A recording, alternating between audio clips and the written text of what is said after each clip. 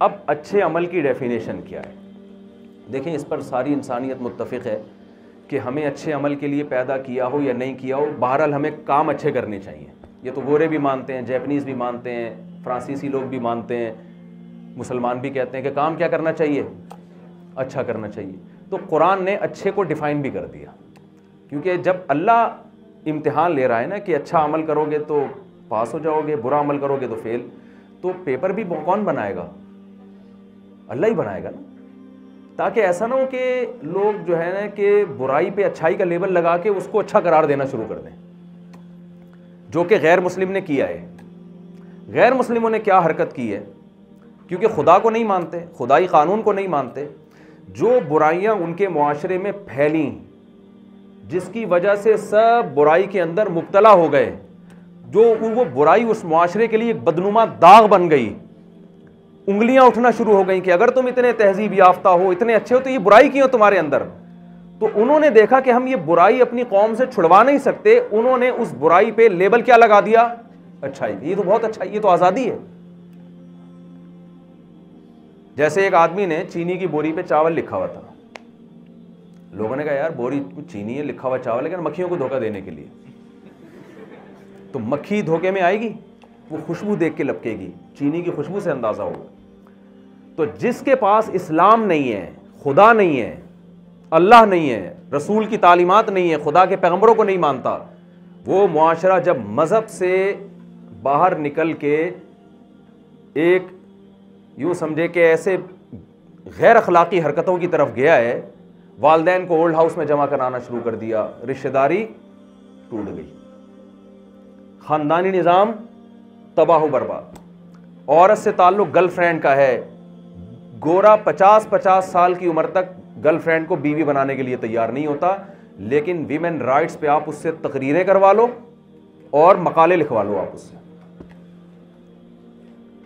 माँ बाप का एक डे है फादर डे और साल में एक मदर डे, उसमें वो गोरा चॉकलेट लेके अम्मा के पास चला जाता है। वैसे इंसानियत पे आप, बच्चों के हुकूक हैं, माँ बाप के हुकूक पे तंजीमें बोले ना भाई, नहीं बनी है। बताओ औलाद का हक पहले या वालिदैन का पहले है? कुरान इस एहतमाम से बच्चों के हुकूक बयान नहीं करता जितने बूढ़े वालिदैन के हुकूक बयान करता। माशरे में वालिदैन के, मैं मलेशिया गया, एक पड़ोस जहाँ मैं रहता था, पड़ोस में 2 बूढ़ी खातून चाइना की, वो चाइनीज़ थे, वहाँ रहते थे। मैं जब भी देखता वो बालकनी में 2 बूढ़ी खातून बैठी होती, आंखों से आंसू टपक रहे होते। मैंने पूछा यार ये कौन है, कभी इनकी खैरियत जाके पूछे हैं, पड़ोसियों के भी। उन्होंने कहा चिंग पोंग करना पड़ता है, समझ में नहीं आता कैसे खैरियत पूछें आप। वो एक आदमी किसी चाइनीज़ से मिले, वो चाइना वाले भी मेरे बयान सुने, कुछ को उर्दू आती है, तो अब डर लगने लगा ऐसे वाक़यात सुनाते हुए, वो गुस्से में ना आ जाए कोई। तो एक आदमी अपने किसी चाइनीज़ दोस्त की अयादत के लिए गया, देखा तो ऑक्सीजन का पाइप लगा हुआ है, ये करीब जाके खड़ा हो गया, वो चाइनीज़ एकदम चाँ ची ची पाँ पाँ पाँ पाँ करते करते मर गया ना, जोर जोर थे ना, चा पाँ चा चा चीखते चीखते मर गया। इसने वो अल्फाज नोट कर लिए कि यार मेरे दोस्त ने मरते हुए कोई अहम वसीयत की है, मुझे इसका तर्जमा करवाना चाहिए। तो वो अल्फाज फ़ौरन लिखे ना, चा चा चा पाँ करके ना लिख के चाइना गया, इसका तर्जमा करवाया। उसमें लिखा हुआ था, उल्लू के पट्टे ऑक्सीजन के पाइप से पाँव हटा। समझ, उल्लू के पट्टे वो ऑक्सीजन के पाइप पे पाँव रख के खड़ा हो गया। तो ये चाइनीज़ भी अजीब कौम है। तो मैंने कहा भाई ये बूढ़ी औरतें बेचारी आपके पड़ोस में रहती हैं, थोड़ी आयादत कर लो, कुछ पूछ लो क्या मसला। कह रहे हैं यार भाई इनका बेटे हैं दोनों के, साल में एक दफ़ा आते हैं इसकी ज़ियारत के लिए, बाकी इन दोनों को तन्हा छोड़ा हुआ है। क्यों? बच्चे 2 ही अच्छे, औलादें हैं नहीं, ना बहू है, ना दामाद, ना पोते, ना नवासे। नेचुरल लाइफ से तो हट गए ना, खुशनुमा नारे लगा लगा के। नेचुरल लाइफ थोड़ी है। जवानी तो एक हफ्ता रहती है, फिर बुढ़ापा है, उसमें इंसान को ख़ानदान चाहिए, ख़ानदान ही नहीं है। एक आध बच्चा कहीं से आ जाता है, साल में एक आध दफ़ा खैरियत पूछ के चला जाता है, बस तोहफे ताइफ देखा, थोड़ा सा डॉक्टर वॉक्टर को दिखा दिया, अभी देख लो इसको। तन्हाई अजाब बनी हुई है इन दोनों औरतों के लिए, बूढ़ी औरतें तन्हाई में। आपको पता है जापान में, आपने यहाँ सुना है रेंटे कार, रेंटे बंदा सुना कभी आपने? यहाँ नहीं सुना। जापान जो इतना तरक्की याफ्ता मुल्क है, रेंटे बंदा भी है वहाँ पे। बूढ़े लोगों के लिए बूढ़े लोगों को बंदे किराए पे मिलते हैं, उनकी तन्हाई दूर करने के लिए। आप कभी जापान जाएं या कोई जानने वाले हो, आप उससे पूछें, जैसे उबर करीम एप्लीकेशन है ना, आप मंगवा लो, फौरन आ जाएगी।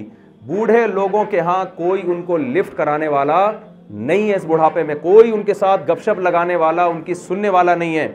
नतीजा क्या निकलता है, बुढ़ापा जैपनीज का इतना खतरनाक है कि वो किराए पे बंदे बुलाते हैं, 1 घंटा 2 घंटा पैसे देते हैं, यार हमारे साथ बैठकर हमारा दिल बहलाओ, और वो टाइम देख के बैठता है, जैसे क्योंकि जैपनीज टाइम के पाबंद होते हैं। जहां 3 बजे से 4 बजे का टाइम था, 4 बजते ही वो बंदा उठ के भाग जाता है, अजनबी बन जाता है वो।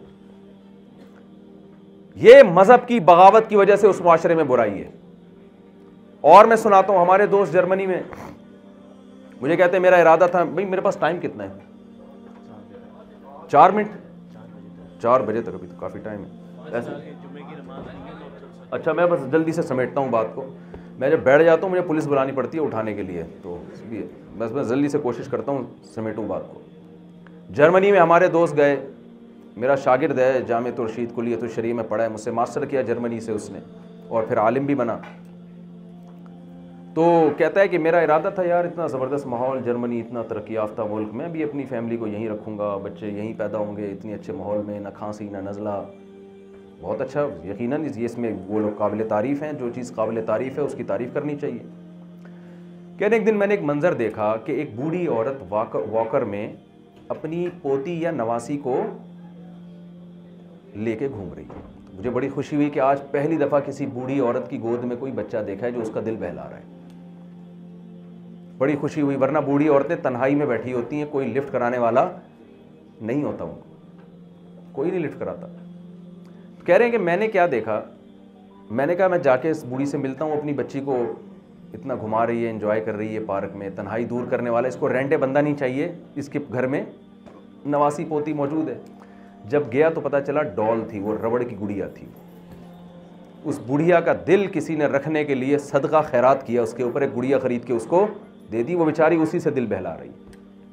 ये जो गोरों में कुत्ते रखने का रिवाज आया ना बहुत ज़्यादा, ये इसलिए आया कि इंसान उनसे वफा नहीं करते।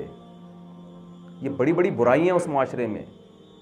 99% लोग शराब पीते हैं, 99.9% लोग जिना करते हैं, औरत को बीवी बना के उसके हुकूक देने के लिए। क्योंकि देखें, गर्लफ्रेंड बनने में मर्द का फ़ायदा है, लड़की का नुकसान है, उसको वो हुकूक नहीं मिलते। बताओ, गर्लफ्रेंड की वालदा आपकी सास बनती है? अभी पीछे ऐसे घुन्ने बन के बैठे हुए हैं, बोलो ना गर्लफ्रेंड के भाई आपके साले बनेंगे?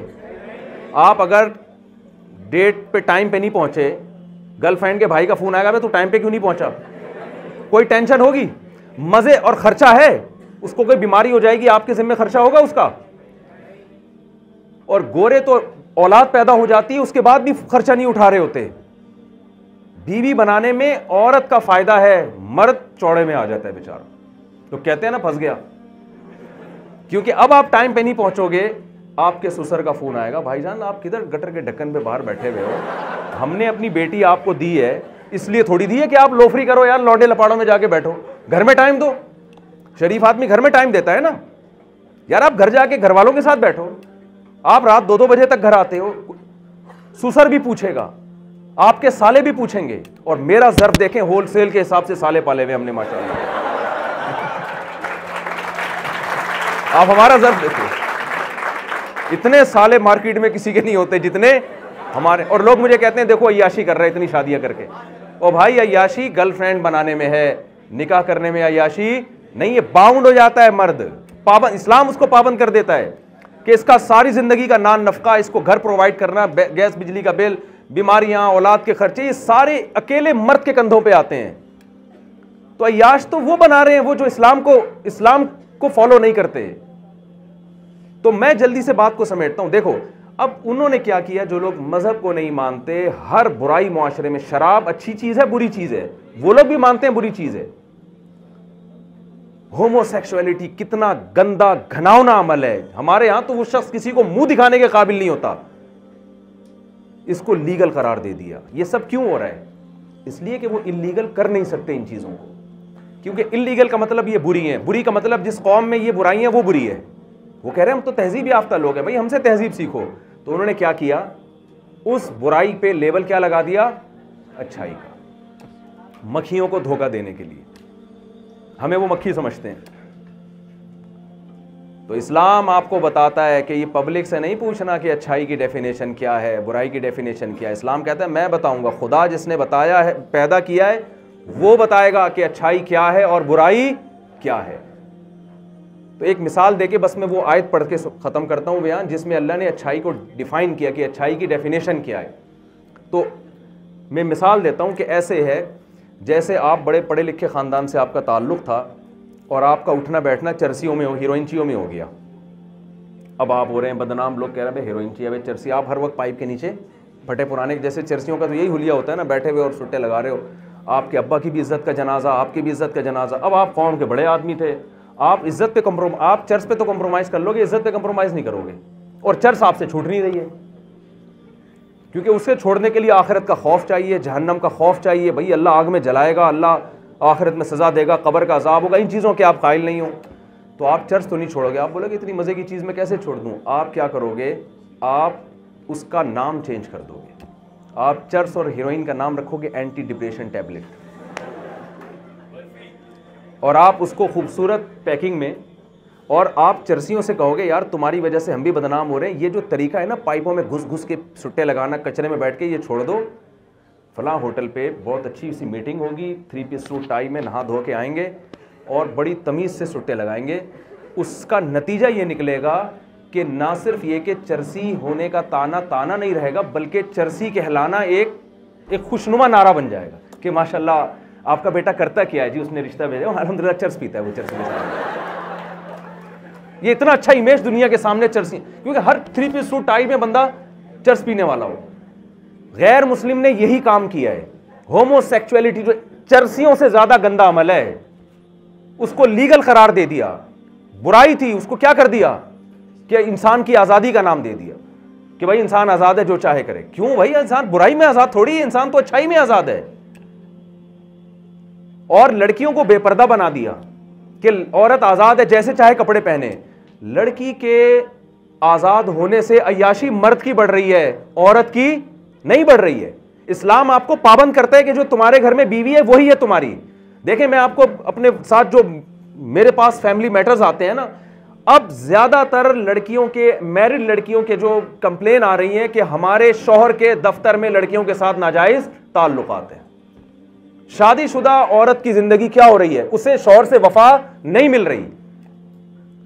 मैं उन लड़कियों से कहता हूं कि अच्छा मुझे एक बात बताओ, जब आपकी शादी से पहले पर्दे की तलकीन आपको की जाती थी, आप भी इसको दकियानूसी समझती थी कि यार ये फजूल किस्म की मौलवियों ने पाबंदियां लगाई हुई हैं, पर्दा करो, ये करो, वो करो। तो वो जो दफ्तर में आपके शौहर के साथ बैठी है ना, वो इसी फलसफे की कायल है कि पर्दा वर्दा नहीं है, मर्दों से बेतकल्लुफ होना कोई बुरी चीज़ नहीं है, दोस्ती लगाना कोई, वो लिबरल है। वो लिबरल पने का अजाब है ये आपके ऊपर, क्योंकि जब आज़ाद है तो आज़ादी का तो यही मतलब है कि भाई वो फिर बीवी का पाबंद थोड़ी है, वो तो जहाँ जाएगा वो इसका हलाल हराम का फ़र्क नहीं करेगा। वो इस्लाम हकीकत में औरत के हुकूक का मुहाफिज है। इस्लाम कहता है जो तुम्हारे घर में तुमसे एक एग्रीमेंट करके आई है वो पहले है, उसके होते हुए तुम किसी की तरफ नजर नहीं उठा सकते, और उसको भी पाबंद कर रही है कि तुम अब किसी मर्द की जिंदगी में आना चाहती हो तो एक प्रॉपर तरीका है, उस प्रॉपर तरीका को इख्तियार करो जिसको निकाह कहा जाता है, जो पैगंबरों की सुन्नत है। उसके अलावा तमाम रास्ते आपके लिए इस्लाम ने बंद कर दिए। हाँ, ये अलग बात है, मैं इस पर चीखता रहता हूं कि हमारे यहाँ हराम आसान होता चला जा रहा है, हलाल मुश्किल होता चला है। तो इस्लाम ने हलाल को आसान रखा है। आप इस बारे में इस्लाम को फॉलो करो, आप इस बारे में अपने कल्चर को फॉलो ना करें।